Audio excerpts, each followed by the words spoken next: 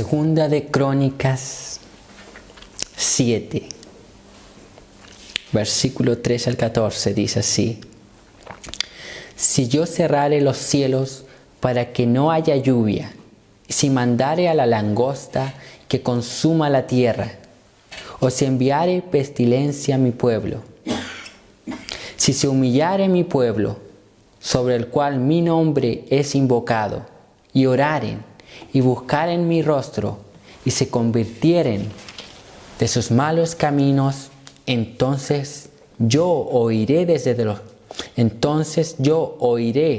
los cielos, y perdonaré sus pecados, y sanaré su tierra.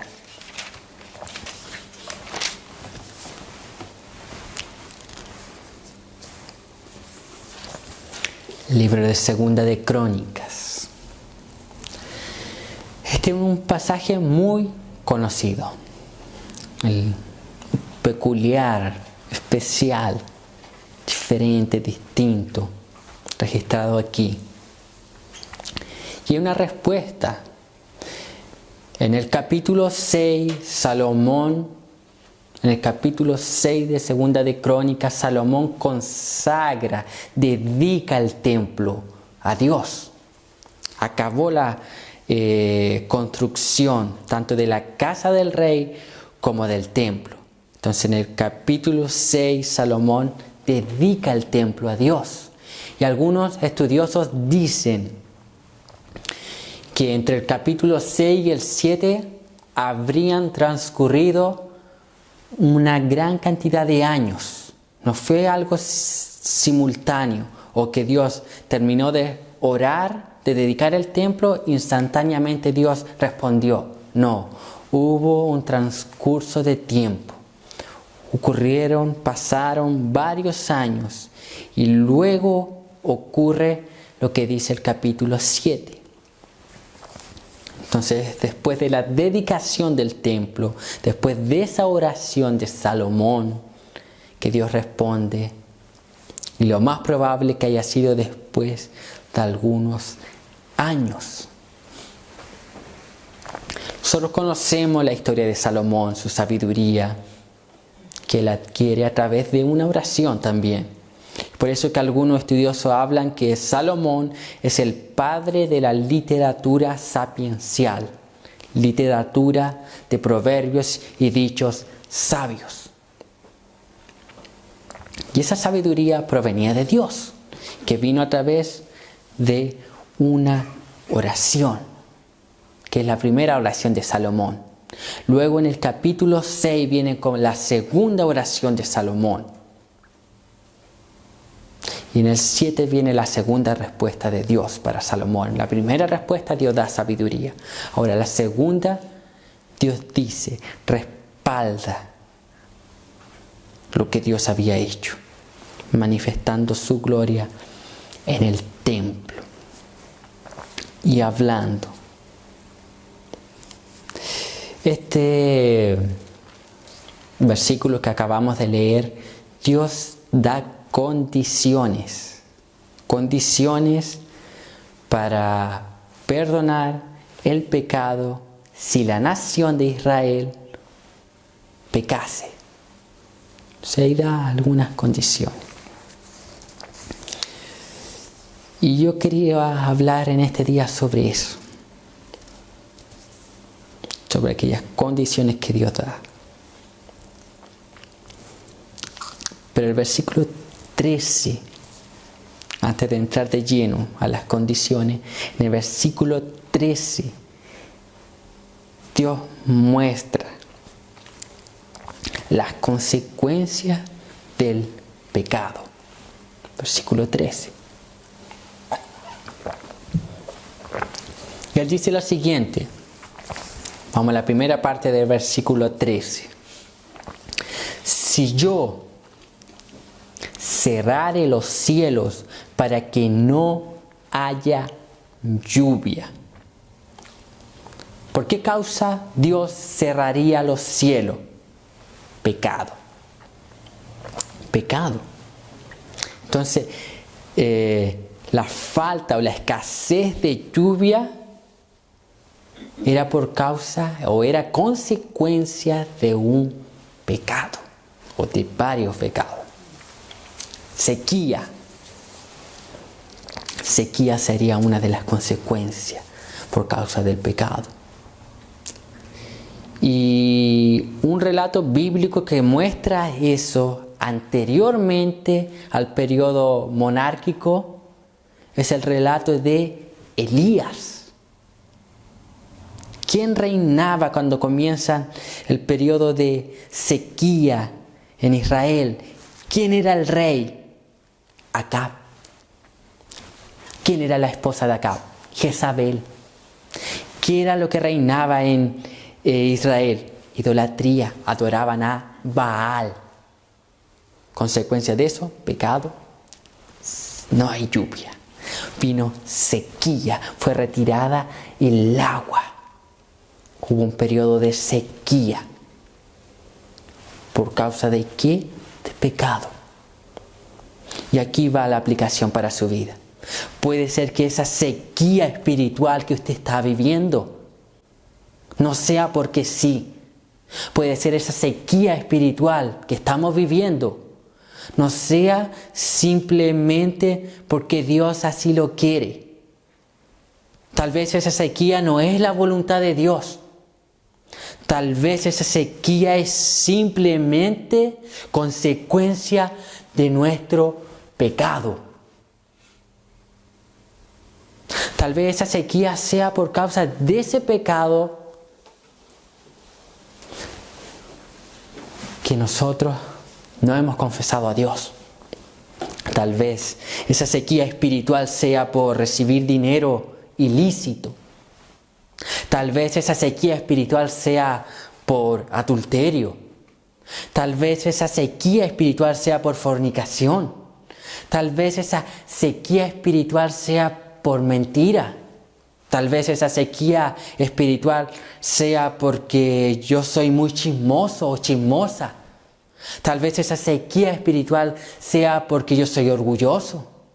Tal vez esa sequía espiritual sea por un sinnúmero de pecados y condiciones pecaminosas. Tal vez esa sea su causa. Pecado. Tal vez la causa o el producto de esa sequía espiritual es el pecado no confesado, ese pecado del cual yo no me arrepiento, ese pecado del cual yo vivo practicando. No es un momento, no es una situación, es práctica, se ha tornado práctica. Y es como dice Leonard Ravenhill, el único pecado que Dios no puede perdonar es el pecado no confesado. Tal vez esa sea su causa de esa sequía espiritual.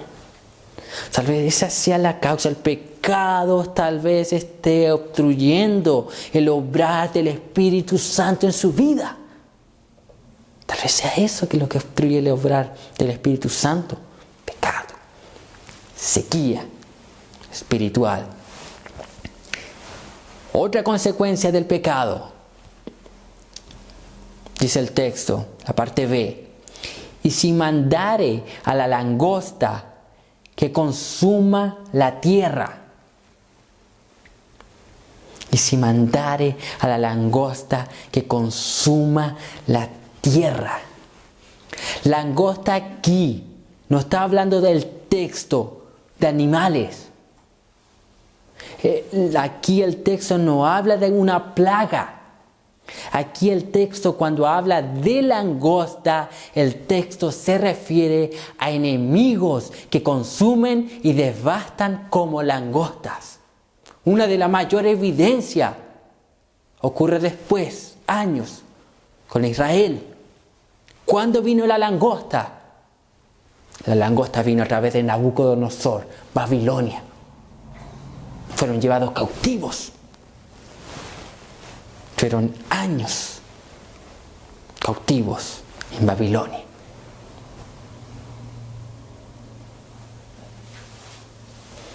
tal vez la causa de sus derrotas con sus enemigos sea pecado. Tal vez la causa de su derrota con Satanás sea el pecado. Tal vez la causa con aquellas personas que tienen envidia hacia usted y consiguen influenciar su vida o afectar su vida, tal vez la causa sea el pecado. Tal vez Dios lo permite por causa de su pecado.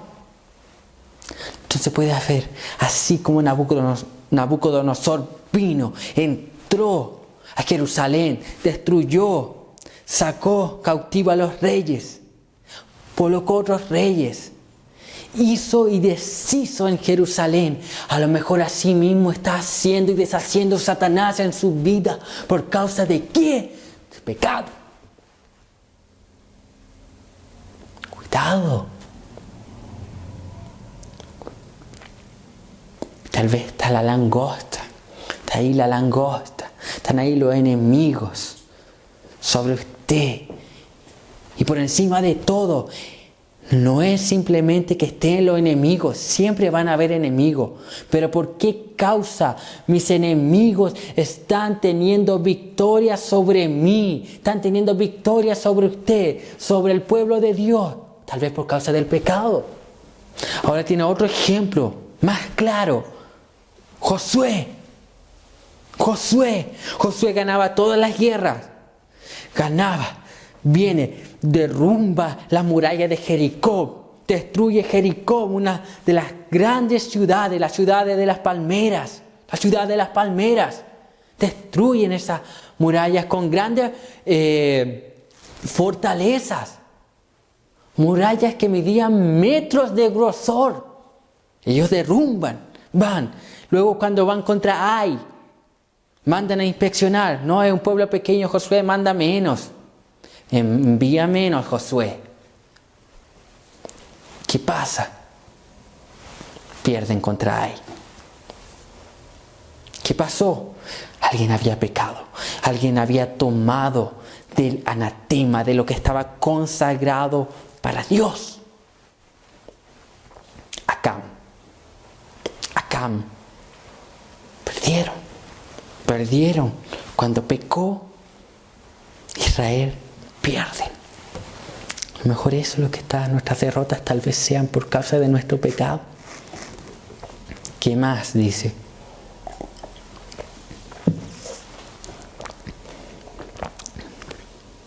O si enviare pestilencia a mi pueblo. Pestes.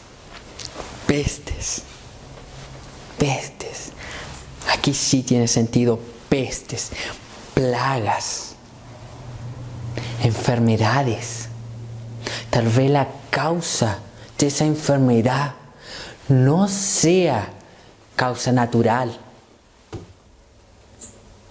Tal vez esa enfermedad no sea la voluntad de Dios.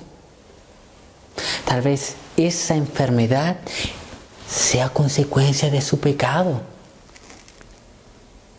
Tal vez esa enfermedad psicosomática, tal vez sea ese estrés, tal vez ese cáncer, tal vez esa gula, tal vez todas esas cosas sean producto de su pecado.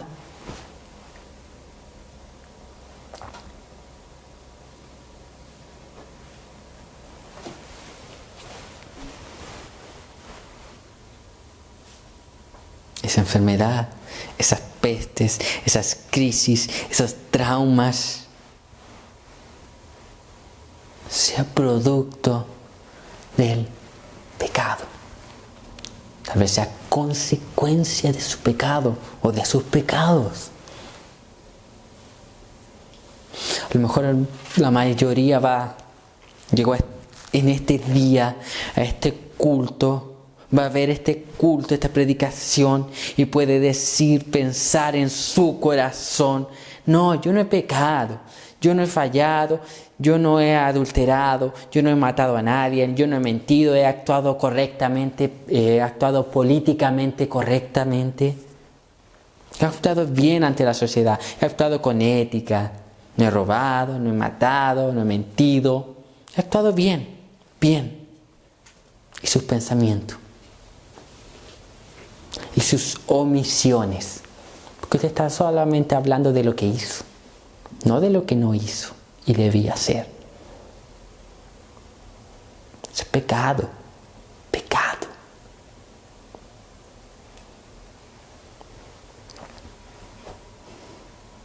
Tal vez esa es su situación. Tal vez es la situación de alguno que ha llegado en este día aquí. Tal vez sea mi situación.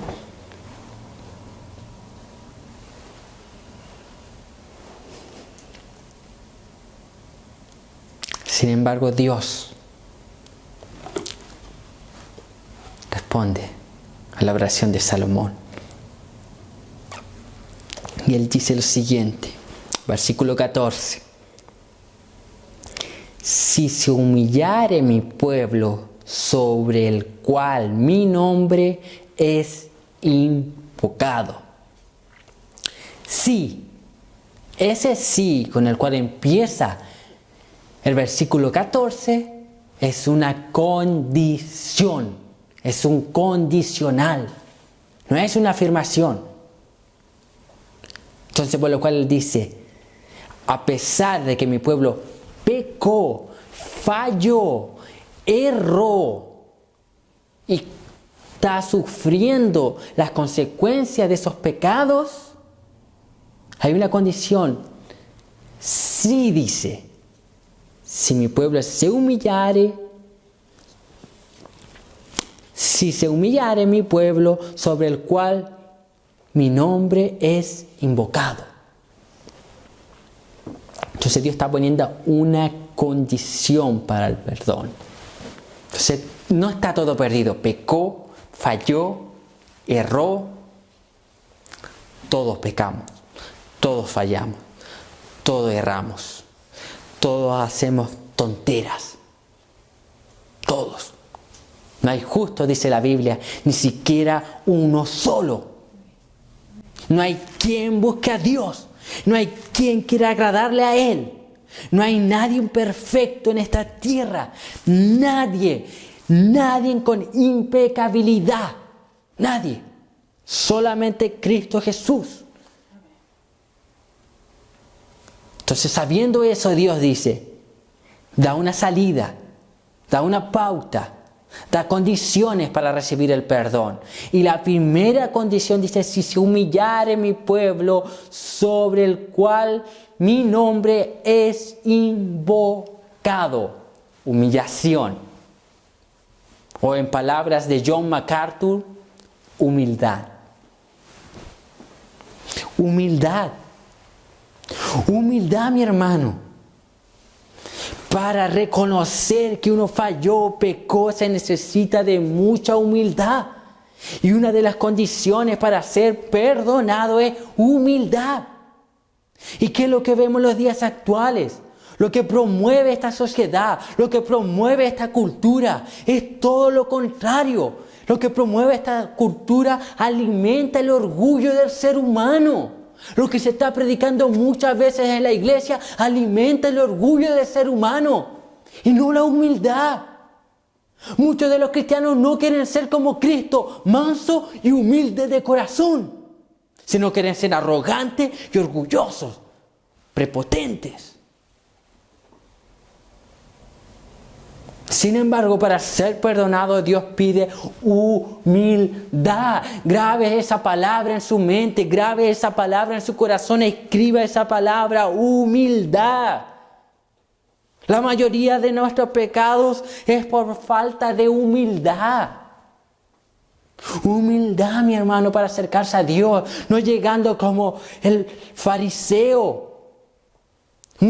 Cuando pecamos muchas veces tenemos actitudes farisaicas. Ah, Señor, aquí. Ah, Señor, hice esto. Ah, Señor, diezmé. Ah, Señor, yo pequé. Pero mira todo lo que yo he hecho. Perdóname. Entonces yo no estoy llegando con un corazón humilde.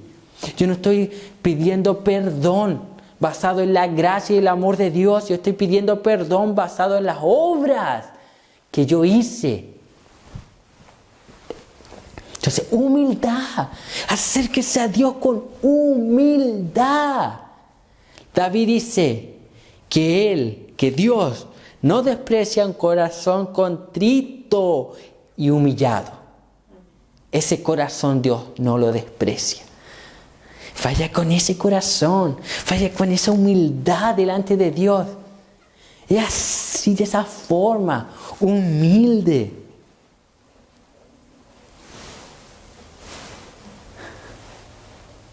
Es como Pedro, es como el apóstol Pedro, después que niega al Señor Jesucristo.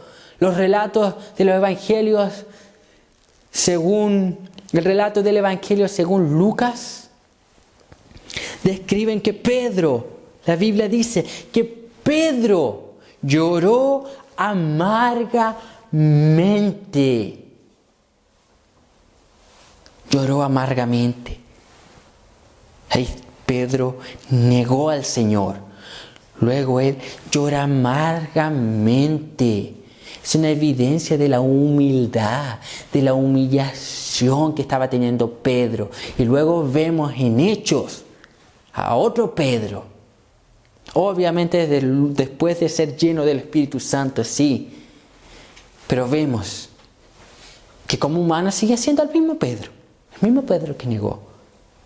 Se humilla, después en Hechos es lleno del Espíritu Santo y luego predica uno de los mayores sermones cristológicos en la Escritura. En Hechos, ustedes le crucificaron, le dice a los judíos. Al que ustedes crucificaron, Dios levantó de entre los muertos.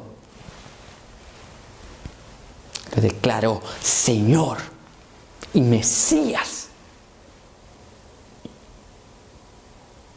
Pero él tuvo que ser humilde.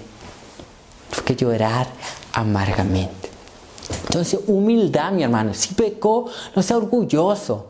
¿Y sabe por qué Dios da ese patrón de humildad? Porque el ser humano, cuando peca, es todo lo contrario. Tiende a ser más orgulloso. Es que no necesito. Es que Dios me entiende. No, es que... Y toma cualquier otra excusa para no manifestar humildad. Humildad. ¿Qué más?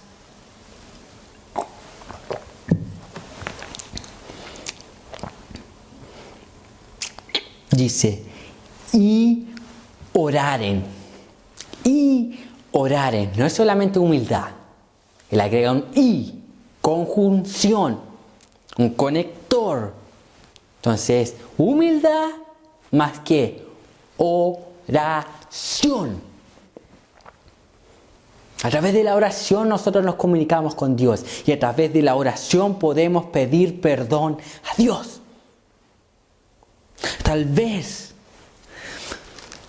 usted esté en derrota, esté en crisis, esté enfermo, esté sufriendo sequía espiritual porque no se ha arrepentido, no ha orado, no ha confesado su pecado en oración. Usted puede confesar el pecado a otra persona, puede hablarle a otra persona que me pasa esto aquí y allá, sí, bien. Pero tiene que confesarlo ante Dios también. ¿Cómo? En oración. Oración, como decía Spurgeon, oración no es monólogo, oración es diálogo, es hablar, es interactuar con Dios, es verbalizar el pecado, es decir, Dios, yo pequé, es decir, Dios, yo estaba equivocado, es decir, como Isaías, ¡ay de mí! Soy un hombre de labios impuros. Es como decía la esposa de Manoah, vamos a morir, voy a morir. ¿Por qué? Porque he visto al ángel de Jehová. Y así delante de la presencia de Dios. Y orar de esa forma. Es confesando a Dios. Es como Pedro en oración dice, Pedro lloró amargamente. De esa forma, mi hermano, orando. Orar, verbalizar su pecado, confesarlo delante de Dios. Falta eso, mi hermano. Una verdadera convicción de pecado se evidencia a través de la confesión en oración.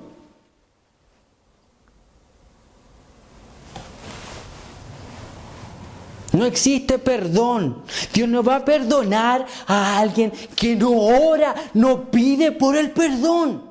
Es absurdo esperar perdón si yo no pido.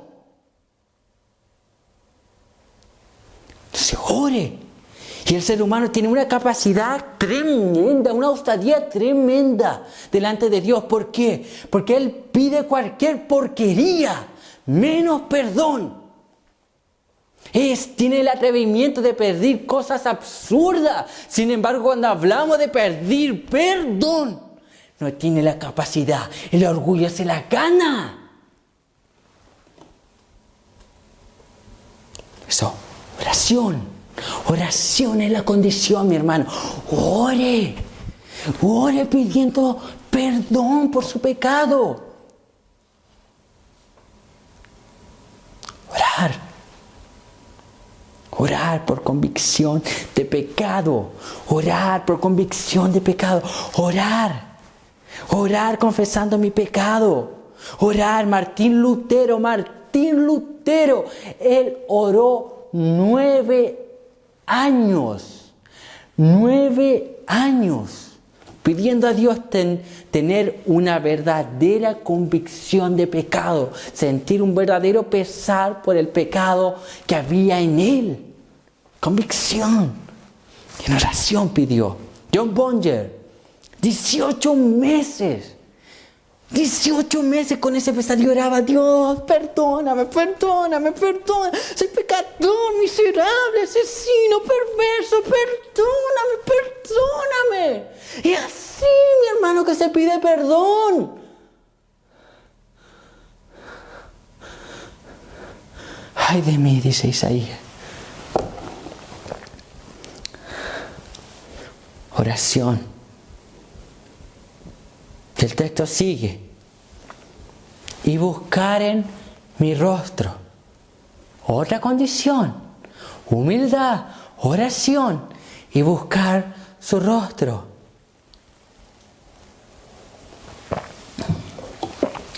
¿Qué está diciendo aquí el texto? Y buscar su rostro. ¿Sabe lo que implica eso? Pasión por Dios.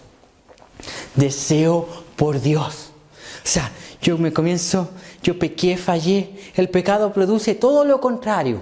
Todo lo contrario. El pecado produce no querer la ley de Dios, desinterés por Dios, desinterés por las cosas de Dios, insensible, me torno frío, todo lo opuesto. Sin embargo, cuando yo voy con una disposición, el Espíritu Santo me comienza a contristar, yo pequé, fallé, pero el Espíritu viene, me contrista. ¿Qué debo hacer yo? Humillarme. ¿Qué más? Orar y confesar mi pecado. Y producto de eso, queda el corazón predispuesto para Dios. Y entonces tiene que haber pasión. Es pedir esa humildad con pasión. Es tener esa oración con pasión. Tiene que haber un deseo por querer ser perdonado por Dios. Tiene que haber un deseo por querer ver nuevamente el rostro de Dios. Tiene que haber un deseo por querer experimentar nuevamente la gracia divina, el favor de Dios, la benevolencia de Dios, el obrar de Dios, el poder de Dios, la misericordia de Dios. Tiene que haber esa pasión, deseo, tiene que haber devoción. Fervor para pedir ese perdón, para recibir perdón de parte de Dios. Devoción, pasión por Dios. Tal vez usted tiene la humildad y también ha tenido la oración, pero no ha tenido esa pasión. Tal vez no ha tenido esa verdadera motivación. Tal vez usted no está queriendo a Dios como Dios quiere. La Biblia, ¿cómo dice que debemos querer a Dios o amar a Dios o desear a Dios? ¿Cómo? ¿Un 50%? ¿Un 70%? ¿Un 80%? ¿Tal vez un 99,9%? No, la Biblia dice un 100%, porque el Evangelio, según Mateo capítulo 22, dice: y amarás al Señor tu Dios con todo tu corazón, con toda tu alma, con toda tu mente, con toda la fuerza, entendimiento, con todo el ser, sabiduría, intelecto, palabra, conocimiento. Amar a Dios con pasión, con fervor, con devoción. Es así que se ama a Dios. Es así. La mayor persona, la persona que cumplió perfectamente ese mandato, el primer mandamiento en esta tierra completamente 100% fue Jesucristo nuestro Señor. ¿Y cómo se evidencia eso? Que Él dice en el huerto de Getsemaní: Padre, si es posible, retira de mí esta copa.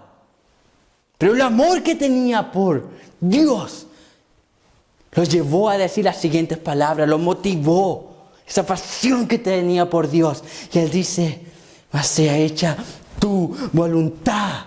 Un corazón con pasión por Dios dice así como a nuestro Señor. A veces queremos cosas, a veces queremos que situaciones se den, circunstancias se den, que adquirir cosas, estar con ciertas personas, tenemos nuestro deseo humano que es natural, sí, pero un corazón que tiene pasión por Dios, deseo por Dios, ama a Dios por encima de todas las cosas. Él dice: Padre, si es tu voluntad, Señor, si es tu voluntad, si es posible que esto acontezca, que así sea, pero sea hecha tu voluntad en mí. ¿Sabes? Estás queriendo decir: yo renuncio a eso por amor a ti, Señor. Yo renuncio a cualquier beneficio que yo pueda recibir por amor a ti, Señor. Eso es pasión, eso es deseo por Dios. Es como Charles Studd. Charles Studd era de Inglaterra, un jugador de cricket. Él tenía una fortuna. Cuando él se convierte a Cristo, él repartió su fortuna. Dentro de los que él benefició con su fortuna, él dio ayuda misionera a Moody y a otros hombres de Dios. Él se despojó de todo por amor a Dios. Algunos le dijeron a Studd: pero igual puedes servir a Cristo y tener dinero. Sí, pero lo que Dios había colocado, la pasión que él tenía, decía: no, yo no quiero dinero, yo quiero amar a Dios por encima de todas las cosas. Si yo puedo obtener dinero y es la voluntad de Dios, que así sea. Pero si no me despojo para amar a Dios por sobre todas las cosas. Él se fue a hacer misiones en China, en África y en la India. Pasión por Dios, pasión.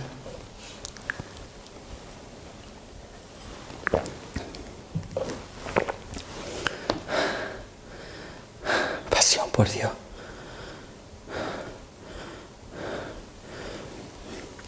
Esa pasión, ese deseo, orar.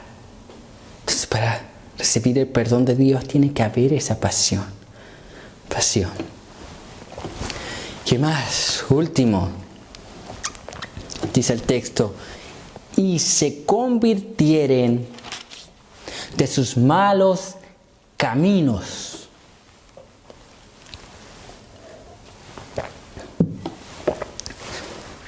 Y se convirtieren de sus malos caminos.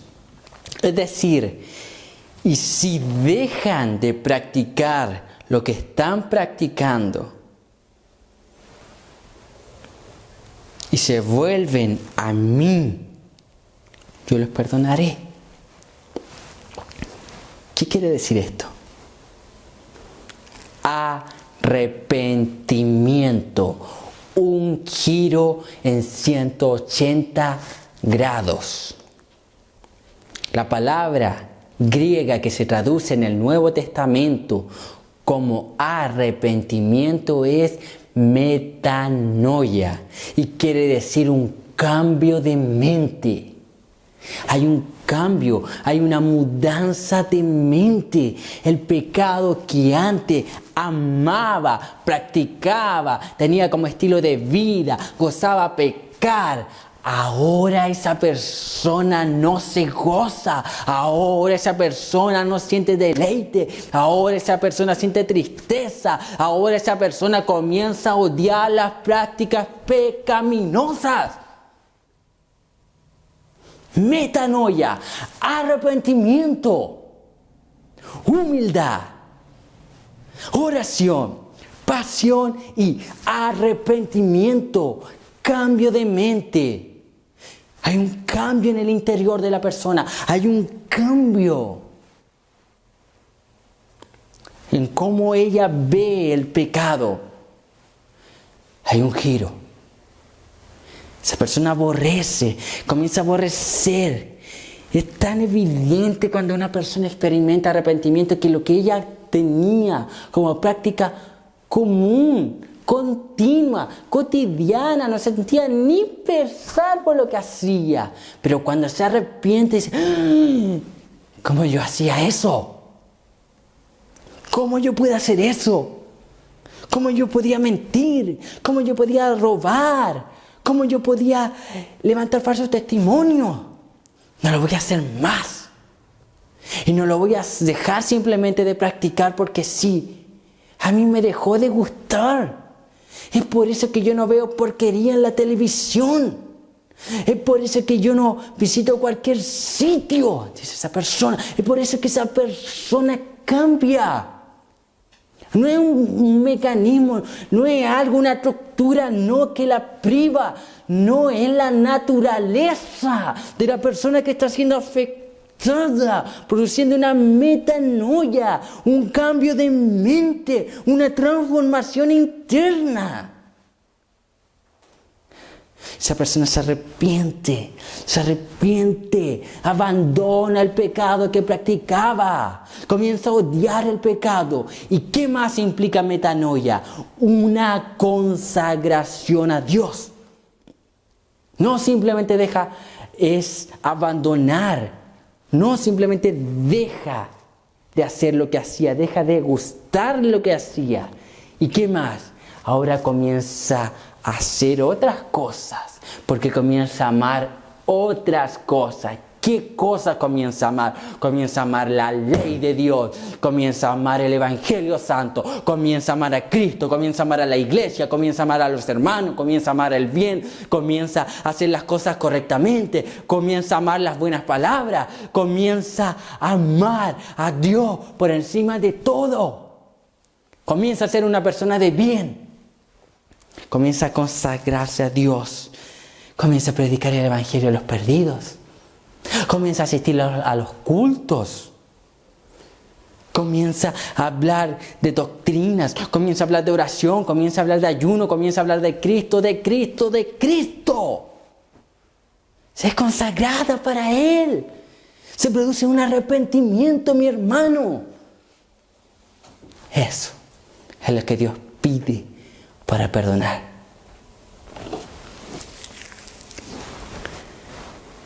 Tal vez estamos sufriendo sequías, sufriendo por los enemigos, sufriendo pestes, enfermedades, por algún pecado, consecuencias del pecado. Y Dios da la salida.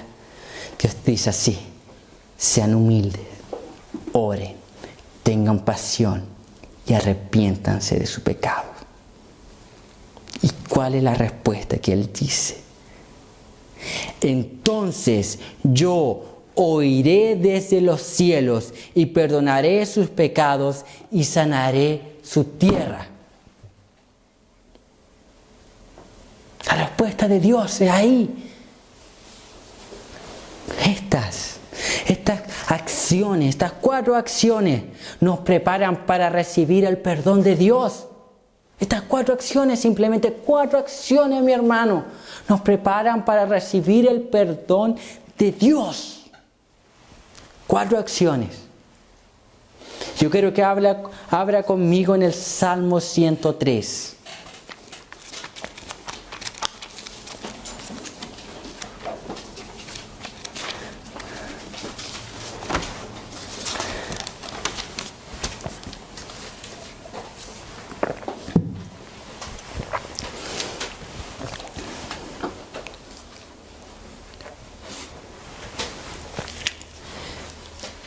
Salmo 103, versículo 3, dice así: Él es quien perdona todas tus iniquidades, Él que sana todas tus dolencias. Una vez más, Él es quien perdona todas tus iniquidades, el que sana tus dolencias, mi hermano.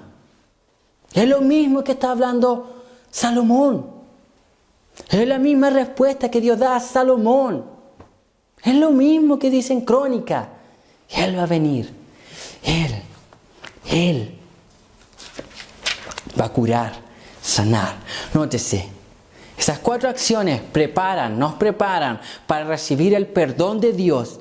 Luego del perdón de Dios viene la curación de parte de Dios. Porque el texto dice: entonces yo oiré desde los cielos y perdonaré sus pecados. Hasta ahí, Dios perdona sus pecados. Perdona, usted se arrepintió, usted se humilló, usted oró, usted tuvo pasión por Dios, usted se arrepintió y Dios perdona su pecado. Dios dice: su pecado está pagado. Dios dice: tetelestai, consumado es. La deuda está saldada. No hay deuda. No hay nada que pagar. Está perdonado. Listo. Firma transversalmente. Cruzado. Cancelado. Pagado. Acabó. Cesó. Ya no hay periodo de sequía. Ya no vienen enemigos. Ya no hay pestilencias, enfermedades más. Ya no vienen más. No vienen más. No vienen más. Acabó. Pero ¿qué pasa? Hablando de enfermedades, ya no vienen más enfermedades. Sin embargo, usted sigue enfermo. Ya no vienen más enemigos. Sin embargo, yo ya fui atacado por los enemigos. Yo ya estoy con trauma. La sequía cesó. Hay un poco de lluvia. Sin embargo, todavía no transcurre el tiempo para que el pasto brote. Entonces, Dios responde: y sanaré su tierra. Ahí comienza el proceso. Después del perdón de Dios, comienza el proceso de restauración. Después que hay convicción de pecado, después que la persona se humilla, después que la persona ora, después que la persona tiene pasión por Dios, después que la persona se arrepiente, recibe el perdón de Dios y luego Dios comienza a restaurar, Dios comienza a curar, la crisis para, el pecado para, los demonios enemigos paran, ya no me afecta nada, el dinero no me puede afectar. Paró, mi hermano. Paró y Dios comienza a curar, dice, comienza a llegar la cura, comienzan los huesos a funcionar, ese sistema nervioso comienza a restaurarse, las depresiones comienzan a ser curadas, las crisis, los traumas comienzan a ser curados, las enemistades comienzan a ser restauradas. Las enemistades familiares comienzan a tener alianza nuevamente, el matrimonio comienza a ser restaurado. La iglesia comienza a ser restaurada. La comunión con los hermanos comienza a ser restaurada.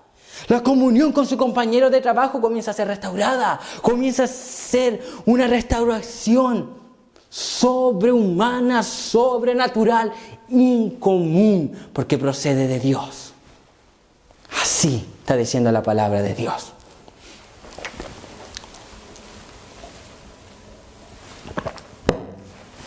Después del perdón viene la restauración. Viene su restauración. Viene su restauración, hermano. Su restauración.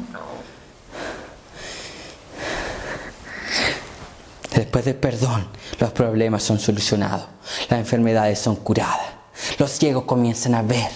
Los cojos comienzan a andar. Los mudos comienzan a hablar. Comienzan a haber manifestaciones. Comienzan a haber prodigios. Verdaderamente prodigios. Yo no estoy hablando de esos falsos milagros. Estoy hablando de esos falsos prodigios. No estoy hablando de lengua extraña, visión, profecía. No. Estoy hablando del corazón del ser humano. Comienza a ser curado, restaurado. Comienza a tener intimidad con Dios. Comienza a tener pasión por Dios. Comienza a sentir ánimo interno, cosa que no sentía hace años. Comienza a sentir expectativa. Algo va a ocurrir. Algo va a pasar. Comienza a tener una visión positiva de la vida. ¿Por qué razón Dios comenzó a restaurar? Dios comienza a levantar su pueblo. Y ahí tiene. ¿Cuánto hoy en día, en esta misma hora, en un sinnúmero de cultos, están queriendo recibir una palabra de parte de Dios? Están buscando una profecía, una visión, una lengua, una manifestación extraña. Y están ahí en un culto, adorando extrañamente, esperando la palabra de Dios tirada a un lado. Están cantando cánticos antibíblicos. Y ahí alabando, queriendo que Dios haga supuestamente una manifestación. Haya alguna parafernalia pidiendo una palabra de Dios. Aquí tiene una palabra de Dios. Aquí tiene una palabra de Dios y dice: entonces yo oiré desde los cielos y perdonaré sus pecados y sanaré su tierra, mi hermano. Esa es palabra de Dios. Esa es profecía bíblica. Amén. Ore para que eso se cumpla en nuestras vidas. Ore, mi hermano. Ore. Incline su cabeza y comienza a orar.